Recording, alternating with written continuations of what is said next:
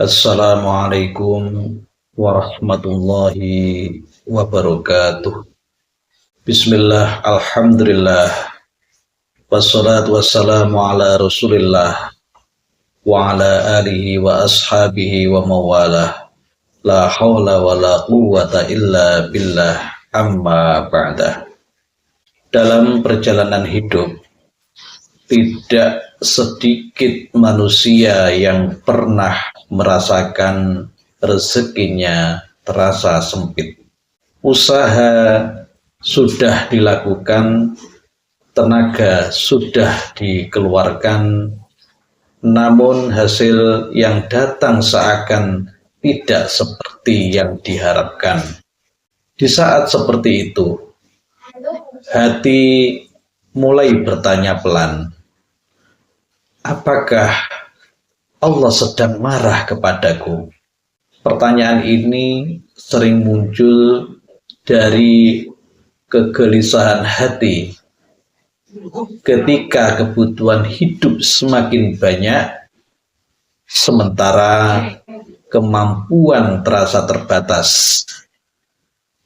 Pikiran manusia mulai menilai keadaan dengan logikanya sendiri. Padahal dalam pandangan tasawuf, sempit ataupun lapangnya rezeki bukanlah tanda Allah marah ataupun tanda Allah ridho. Semua itu adalah bagian dari ujian dan pendidikan Allah kepada hambanya. Allah berfirman dalam Al-Quran, adapun manusia apabila Tuhannya mengujinya, lalu dimuliakannya dan diberinya kesenangan, maka dia berkata, Tuhanku telah memuliakanku. Namun apabila dia mengujinya lalu membatasi rezekinya, maka dia pun berkata, Tuhanku telah menghinakanku. Sekali-kali tidak. Quran surat Al-Fajr ayat 15 sampai dengan 17. Ayat ini menjelaskan bahwa manusia sering salah memahami keadaan. Ketika rezekinya lapang, ia merasa Allah memuliakannya. Tetapi ketika rezekinya terasa sempit, ia merasa Allah menghinakannya. Padahal Allah sendiri menegaskan sekali-kali tidak. Artinya, pikiran manusia sering keliru dalam menafsirkan takdir. Dalam jalan tasawuf, para guru hati selalu mengingatkan bahwa Allah tidak pernah jahat kepada hambanya. Justru seringkali manusia yang berbuat tidak baik kepada Allah dengan prasangka buruk yang muncul di dalam hatinya. Padahal Rasulullah menyampaikan dalam hadis qudsi, aku sesuai dengan prasangka hambaku kepadaku. Jika seseorang berprasangka baik kepada Allah, maka hidupnya akan dipenuhi ketenangan. Tetapi jika ia selalu berprasangka buruk, maka hidupnya akan terasa sempit meskipun dunia berada di tangannya. Ada satu hal lagi yang sering membuat manusia merasa gelisah tentang rezeki. Manusia terlalu sibuk memikirkan bagaimana ia bisa menyenangkan anak, istri, atau suaminya dengan harta. Ia ingin mereka hidup nyaman, hidup bahagia, dan tidak kekurangan.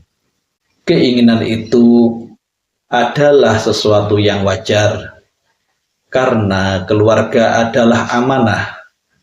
Namun, seringkali manusia lupa tujuan utama ia diciptakan oleh Allah Subhanahu wa Ta'ala.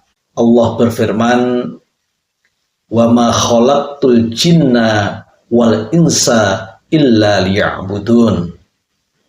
Tidaklah aku menciptakan jin dan manusia melainkan agar mereka beribadah kepadaku. Ayat ini mengingatkan bahwa tujuan hidup manusia bukan hanya untuk mengejar dunia, tetapi untuk mengabdi kepada Allah dan mencari ridhonya. Allah juga telah menjamin rezeki setiap makhluk yang hidup di bumi. Dan tidak ada suatu makhluk melata pun di bumi melainkan Allah lah yang memberi rezekinya. Quran Surat Hud ayat 6. Ayat ini mengajarkan keyakinan yang dalam bahwa Allah juga mengurus rezeki anak, istri, maupun suami kita. Kita memang diperintahkan untuk berusaha dan bekerja, tetapi jangan sampai hati kita merasa bahwa kita adalah satu-satunya yang menanggung kehidupan mereka, karena sesungguhnya Allah lah yang mengatur rezeki setiap hambanya. Setiap manusia juga memiliki jalan hidup dan ujian yang berbeda-beda. Allah berfirman dalam Al-Quran Surat Al-Baqarah ayat 286, Allah tidak membebani seseorang melainkan sesuai dengan kesanggupannya. Artinya setiap manusia sudah memiliki porsi ujian yang telah diukur oleh Allah dengan sangat adil. Rasulullah SAW bersabda, sesungguhnya besarnya pahala sebanding dengan besarnya ujian. Dan apabila Allah mencintai suatu kaum, Dia akan menguji mereka. Maka ketika hidup terasa berat, jangan terburu-buru berkata bahwa Allah sedang menjauh. Bisa jadi justru Allah sedang memanggil kita untuk kembali mendekat kepadanya. Renungkanlah sejenak dalam hati, jangan hanya bertanya, mengapa rezekiku sempit? Tetapi tanyakan juga kepada diri sendiri, apakah aku sudah benar-benar hidup untuk Allah? Semoga kita semuanya senantiasa ditunjukkan oleh Allah Subhanahu wa Ta'ala kepada jalan yang lurus. Ihdinas siratal mustaqim. Wassalamualaikum warahmatullahi wabarakatuh.